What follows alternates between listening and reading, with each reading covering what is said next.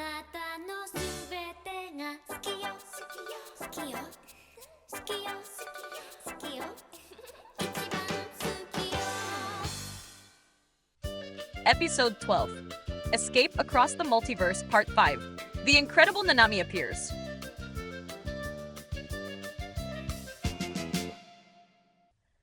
Ataru and Shinobu left that world behind in the middle of the night, burdened by the bitter realization that not every problem is solved by the passing of time.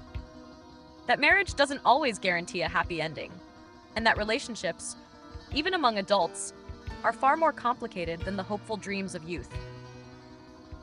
Clinging to the hope that crossing the glowing vortex would finally lead them home, they stepped into the brilliant light together. Little by little, the park and everything around it began to fade away, as though it had never existed. The nighttime Tomobiki of the future slowly dissolved, giving way to an entirely different world. Suddenly, it was daytime. They were standing in the park once again, but something was terribly wrong. Ataru looked around at once. This definitely isn't our world either. Shinobu could hardly believe what she was seeing. The entire park had been placed under military lockdown. Tanks, armored vehicles, heavy artillery, and military transports of every size filled every corner. Dozens of soldiers patrolled the area. Among them were boys and girls about their own age, all dressed in military uniforms and taking orders from older officers. After looking more carefully, both of them froze. Those officers weren't strangers. They were their own teachers, and several of the parents from Tomobiki High. The soldiers immediately spotted the two teenagers who had appeared inside a halo of light. In an instant, dozens of rifles were aimed straight at them. Freeze! Don't move. Who are you? They must be enemy spies. Just before everything spiraled out of control, a voice rang out from the crowd of soldiers. Wait a minute. I know those two. Everyone turned toward the man who had spoken. They're two of my former students. Ataru's eyes widened. Professor Onsen? Dressed in a military uniform, Onsen hurried toward them. Ataru, what the hell are you doing here? Ataru let out a relieved sigh. Professor? But that relief lasted only a moment. Onsen looked at him with complete seriousness. The entire country has been searching for you. You were incredibly lucky I happened to be here. He paused before adding, the whole army has orders to shoot you on sight. Ataru and Shinobu exchanged a bewildered glance. Surrounded by an enormous military force in the middle of Tomobiki Square, they realized they had arrived in yet another reality. One where, for reasons they couldn't even begin to understand, Ataru Moroboshi was the most wanted man in the entire country.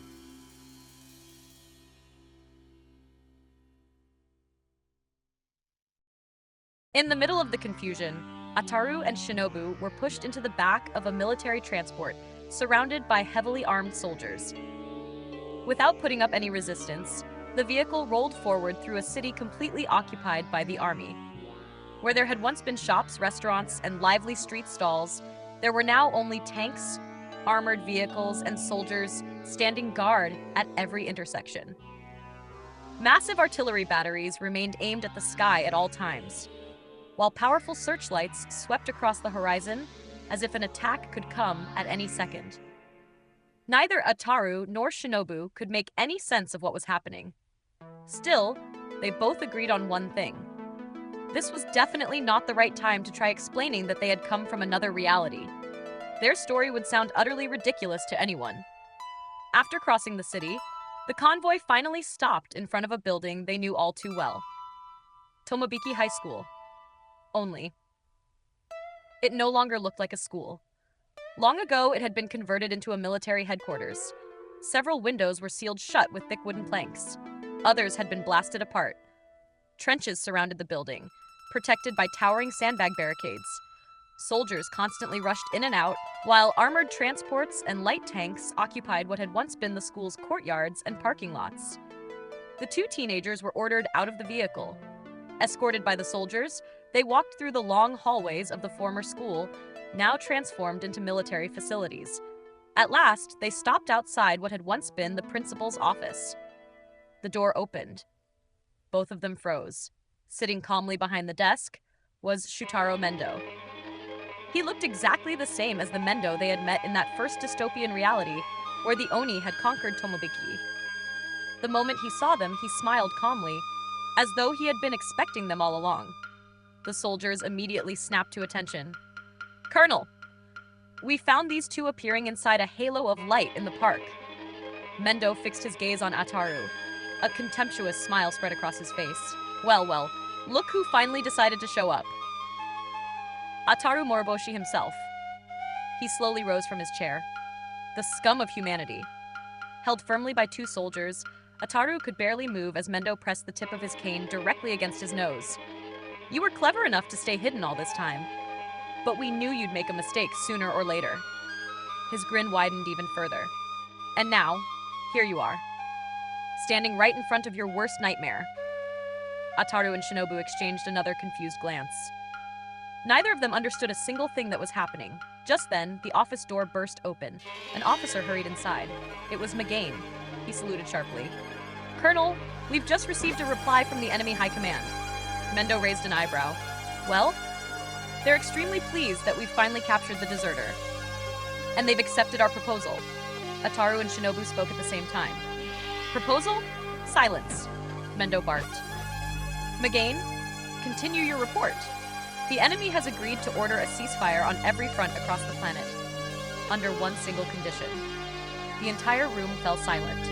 Ataru Moroboshi must compete once again for the fate of the Earth. The two teenagers stared in disbelief. If Ataru wins, the Oni will permanently abandon all plans to invade. Magain paused. But if he loses, humanity will surrender unconditionally. The silence became even heavier. Mendo slammed the floor with his cane. Damn it. He glared at Ataru with utter disgust. An incompetent fool like him doesn't stand a chance. Unless we do something about it. Magain smiled with complete confidence. "Don't worry, Colonel Mendo." Adjusting his glasses, he continued, "Our team of experts has already prepared a special training program." Ataru and Shinobu looked at each other once again. With every passing minute in this strange reality, everything became even harder to understand. The only thing they knew for certain was that once again, the fate of the entire planet seemed to rest on Ataru's shoulders. But no one had explained why in this world he was branded a deserter.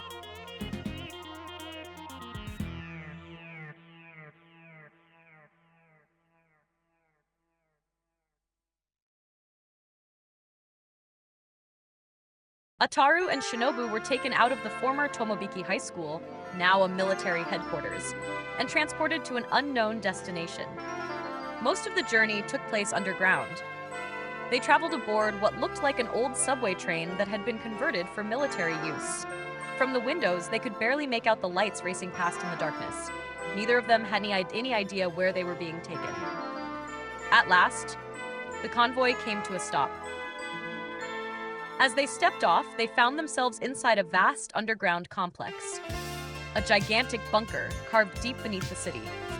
There, for the first time in several days, they were separated. At last, they were allowed to take a proper bath. They were given clean clothes, a military uniform, and a short while later, brought back together again. They were escorted into a large dining hall.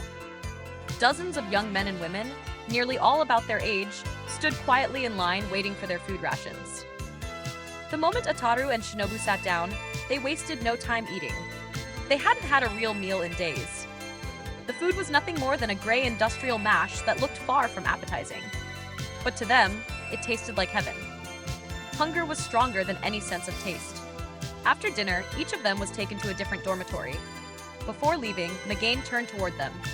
"Get some rest. You'll receive your orders tomorrow." The following morning, they were escorted into a room that looked more like the waiting area of a medical clinic. As they waited, an old television continuously broadcast military propaganda, urging the people to enlist and defend humanity. Then, the programming suddenly changed. A historical documentary began. The footage showed the very first moment humanity made contact with an extraterrestrial civilization. The Oni. The narrator explained that the king of that race had proposed settling Earth's fate through a single competition. To represent humanity, a Japanese high school student had been chosen at random. Ataru Moroboshi. Ataru pointed at the television. Up to this point, Everything happened exactly the same way it did in our world. Shinobu watched closely. But then, the story took a completely different turn. According to the documentary, Ataru had initially accepted the challenge, but shortly before the competition, he vanished without leaving a trace. The screen showed the Oni King slamming both fists onto a massive table. Enraged, he declared that humanity had proven itself to be a cowardly species, one incapable of honoring its own word. The next images showed the beginning of the invasion. Entire cities fell one after another beneath Oni control. However, the narrator explained that about a dozen cities were still resisting. Tomobiki was one of them. At that very moment, the television went dark. Megane had just switched it off. He entered the room accompanied by several soldiers. "Come with us, Ataru. I see you've been reviewing your act of cowardice once again." Ataru shook his head. "This is all a mistake. I'm not the Ataru you're looking for." Shinobu stepped forward. "We come from another reality. This all happened because of a strange alien device. Ever since then, we've been traveling from one world to another." Megane remained silent for several seconds. Then he smiled. "I have to admit, you've got quite an imagination." He started walking down the hallway. "Not only did you manage to hide all these years, but even now, when there's nowhere left to run, you still keep making up stories." He glanced back over his shoulder at Ataru. "I'm beginning to understand why the Oni chose you. You never give up easily." They were escorted into yet another room. Several officers were already waiting there, surrounded by maps, diagrams, and military equipment. One of them stepped forward and began the briefing. "The enemy has agreed to hold the competition once again." Ataru looked up. "But this time, they'll be the ones setting the rules." A screen lit up, displaying the new regulations. Ataru grinned. "So what? It won't be another game of tag?" Every officer in the room burst into laughter. "Tag? You think this is some kind of game?" The first time, as a gesture of goodwill, they allowed us to choose between two options. The first was full-scale war, where they obviously held an overwhelming technological advantage. The second was for them to randomly choose one of our people, while selecting one of their own warriors to face them in a contest. According to our records, you were the one who chose the challenge. You selected a wrestling match, where the loser would be whoever remained pinned to the ground for more than 10 seconds. However, for reasons no one has ever been able to explain, you deserted just before the match. And by doing so, you left the aliens with no choice but to begin their invasion. This time, the contest will be hand-to-hand combat, a gladiator duel. No weapons, no restrictions. Everything will be allowed. The winner will be the one who knocks the other unconscious. Ataru immediately objected. "That's ridiculous. The Oni can fly, they can fire electric blasts, and they're far stronger than any human being. No one could possibly win." Megane smiled calmly. "That's exactly why we've spent months preparing." He pointed toward a suit displayed on a metal platform. "This combat suit is completely insulated. It will protect you from your opponent's electrical attacks." Next, he picked up a small device, and this weapon emits a pulse that will temporarily disable your opponent's ability to fly. Then he lifted a second device, and this one will completely discharge the electricity stored inside her body, leaving her defenseless for several seconds. He stepped closer to Ataru. "The only thing you'll have to do is stay alive, and don't lose the weapon." He smiled confidently. After all, the Oni are incredibly naive. They'll never imagine that a no-holds-barred fight would include technology designed specifically to neutralize their abilities. Shinobu raised her hand. "Do you already know who his opponent will be?" The officers exchanged glances. "No. We only know that the Oni King will personally choose one of his warriors. They've never revealed that person's identity. The only ones who ever knew were the liaison officers who informed your parents, worked directly with you, and of course, you. As far as we know, the Oni never changed the warrior they originally selected. It should still be the same girl you met back then. So we assume that you and those liaison officers are the only people who know who she is." Ataru and Shinobu exchanged a silent look. Unlike everyone else, they believed they already knew exactly who would step into that arena. If the rules followed the same pattern as in their own world, there could only be one Oni representative, Lum. And for the first time since arriving in this reality, they felt they held a small advantage over everyone else. Sometime later, Ataru and Shinobu found themselves inside one of the underground base's training gyms. Several military instructors were teaching Ataru how to use the special combat suit and the weapon designed to fight the Oni. In front of him, a series of training dummies circled around on a mechanical track. Ataru raised the weapon. Here I go! One shot after another, the blast struck the targets dead on, smashing the dummies apart as they spun around him. A few meters away, Shinobu watched the training session beside the chief instructor. Then she suddenly froze. The woman was none other than Sakura, the stunning nurse from Tomobiki High, who in this reality had become a seasoned combat instructor. Unable to contain her curiosity, Shinobu asked, "Excuse me, that weapon won't kill the alien, will it?" Sakura slowly shook her head. "I wish it could." She studied the weapon for a moment before continuing. "The Oni are far tougher than we ever imagined. If we're lucky, this device will only knock her unconscious for a few minutes." She let out a quiet sigh. If a weapon capable of truly killing them existed, this war would have ended long ago. Shinobu quietly breathed a sigh of relief. After all, even if this Lum belonged to another reality, she couldn't help thinking about the girl she knew. Over time, they had learned to live alongside each other, and somehow, Lum had become someone she genuinely cared about. Meanwhile, Ataru was enjoying the training far more than he should have. He spun the weapon around one finger, like a gunslinger straight out of an old western, and fired with a cocky grin. "Piece of cake!" Another dummy went flying. Shinobu frowned. "Ataru, take this seriously." Without even looking at her, he kept firing. "Relax." Another target exploded. "We already know exactly who our opponent is." Bang! "She's just a girl." Bang! "How hard can it be?" Locky twirled the weapon again with a smug smile.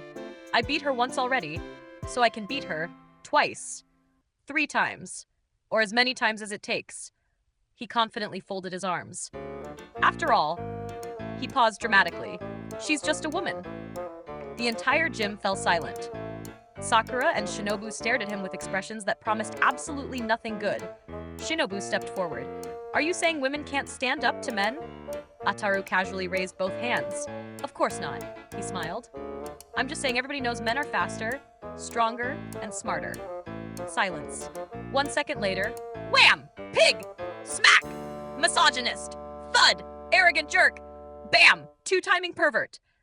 The camera remained fixed on one of the gym walls, while off-screen, an endless barrage of slaps, punches, kicks, and Ataru's desperate screams echoed through the room. Finally, the battered young man staggered back into view. His face was completely swollen. Both eyes were blackened. Several enormous bumps covered his head. His clothes were hanging in tatters. He looked straight at the audience. "Yeah, I probably shouldn't have said that. Whew, they've got one scary temper." Fade to black. Several days later, Ataru and Shinobu were escorted by several army officers to an enormous stadium in Tokyo. But something immediately caught their attention. There were no reporters, no television cameras, no politicians, no government officials, not even a single human spectator. The whole place felt eerily silent. Yet the biggest surprise came the moment they stepped through the stadium tunnel. The stands were completely packed. Not with humans, but with thousands upon thousands of Oni. It looked like the championship match of a world tournament. The invaders, dressed in their trademark yellow outfits with black tiger stripes, shouted, sang, and toasted each other with enormous mugs of beer. Some wore ceremonial helmets. Others proudly showed off their horns. They hugged each other, bumped their bellies together between roaring laughs, and celebrated as though they were attending the greatest show in the universe. Throughout the stands, gorgeous, voluptuous Oni women jumped up and down with excitement, proudly showing off their charms, while waving their bras high over their heads to thunderous cheers and applause. Standing on the arena floor, Ataru watched with his mouth hanging open. At that exact moment, Shinobu twisted his arm. "And just what do you think you're staring at?" Ataru quickly looked away with an awkward grin. Me? Nothing. Shinobu narrowed her eyes. You'd better watch yourself. As enormous yellow banners waved above the stadium, Ataru glanced around once more. Wait on, there isn't a single human in the audience. Our side doesn't get any spectators? Without even looking at him, Magain replied, Since you ran away the first time. The Oni demanded the right to organize the rematch themselves. He paused briefly. They wanted home field advantage. Then he glared at Ataru with open contempt. And every bit of this is entirely your fault. Shinobu, overwhelmed by the deafening roar of the crowd, instinctively grabbed Ataru's arm. For the first time, the two of them truly felt like prisoners being led into the Roman Colosseum. Shinobu searched the stadium. Ataru looked everywhere as well, but Lum was nowhere to be seen. Not yet. Then, a powerful voice interrupted them. Welcome! It was the Oni King. With a warm smile, he walked toward them. It's good to see you again, Ataru. He gave him a friendly pat on the back. I'm glad you've finally come to your senses. We never enjoyed this war. We deeply regret all these months of conflict. But now, everything can finally be settled, the way it should have been from the very beginning. While Ataru was speaking with him, Shinobu looked up toward one of the VIP boxes. The color drained from her face. Ataru? Look. Ataru turned his head. There she was. Lum, seated in the royal box. She wore an elegant ceremonial cape. Beside her sat Rei. The two of them smiled warmly, their arms wrapped around each other like honored guests. They applauded enthusiastically while waving to the cheering crowd. Ataru couldn't believe his eyes. He turned to the Oni King, completely confused. Wait, I'm not fighting her? The huge, good-natured Oni burst into booming laughter. Ha ha! Oh, you're a funny one! Still laughing, he shook his head. No, that's my daughter, Princess Lum. And believe me, you wouldn't want to fight her. He grinned mischievously. The only one with that privilege is my poor son-in-law, Rai. And trust me, you wouldn't want to be in that poor boy's shoes. He laughed heartily once again. Your opponent comes from our elite corps. He extended one arm toward the entrance tunnel. Allow me to introduce. He paused for dramatic effect. Nanami! The entire stadium erupted into thunderous applause. An imposing figure slowly emerged from the tunnel. She was a young Oni woman with jade green hair and large golden horns. She wore a tiger-striped two-piece combat outfit, towering boots, and several pieces of metallic armor. She was noticeably taller than Lum. Her arms and legs bore the definition of years of relentless training. Her sculpted abdomen belonged to a true athlete. And the determined look in her eyes made one thing perfectly clear. She hadn't come here to entertain anyone. Nanami raised both arms, flexing her powerful muscles as she saluted the crowd. The stadium roared louder with every movement she made. Standing before her, Ataru looked like a child. The Oni King fired a blank pistol into the air. The match begins! Ataru reacted instantly. He flipped the switch on his combat suit. The system activated. He raised his weapon. Nanami was already charging straight at him. Now! The shot struck her square in the chest. The blast hurled the warrior backward several meters, until she landed sitting on the grass. For one brief moment, the entire stadium fell silent. Nanami slowly lifted her head. She stood up, brushed the dust from her clothes, then smiled. Interesting. Ataru quickly tried to fire again. Too late. With a single swipe of her hand, Nanami knocked the weapon clean out of his grip. Ataru's eyes went wide with horror. He reached for the backup weapon strapped to his leg. He never got the chance. Wham! One slap sent him soaring through the air like a rag doll. Ataru! Shinobu screamed. He crashed hard onto the grass. He could barely breathe. This strength was nothing like Lum's. Nanami was a soldier, a warrior who had trained her entire life for battle. Ataru struggled onto one knee. He stayed there for barely a second. Nanami grabbed him by one leg and began smashing him into the ground over and over again. The entire stadium exploded with excitement. Thousands of Oni leaped to their feet, chanting the name of their champion. From the royal box, Lum tossed flowers into the arena, while Rei applauded enthusiastically, his mouth still full of food. Nanami finally sat down on top of Ataru. With an expert wrestling hold, she locked his neck firmly in place. Well, she smiled playfully. You're tougher than you look, little guy. Ataru desperately tried to break free. He kicked, he punched, he clawed at the grass. It was completely useless. Nanami grabbed him by one leg again, then effortlessly spun him high above her head, all while waving cheerfully to the crowd, who answered with deafening roars of excitement. Completely overwhelmed, Ataru burst into tears. This is the end. He struggled to catch his breath. Now I get it. He looked up at the sky. Now I finally understand why the Ataru from this world ran away. He knew exactly what he was going to have to face, and he'd rather disappear than suffer a humiliation like this. Shinobu pounded desperately against the safety barrier. Stop the match. Please, stop it. No one paid the slightest attention. Then, the sky suddenly began to split open. A flying saucer descended through a glowing dimensional vortex. Ran! Shinobu shouted. The entire stadium erupted into furious boos.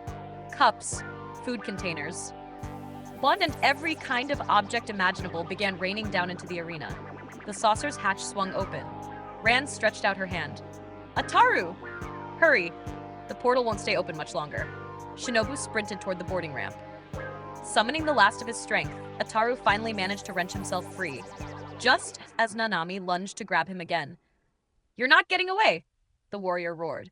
From the royal box, Princess Lum shot to her feet, furious. Ran! But it was already too late. Ran slammed the controls forward. The flying saucer shot straight into the portal, with Ataru and Shinobu safely aboard, while the entire stadium whistled and jeered in outrage at the unbelievable escape.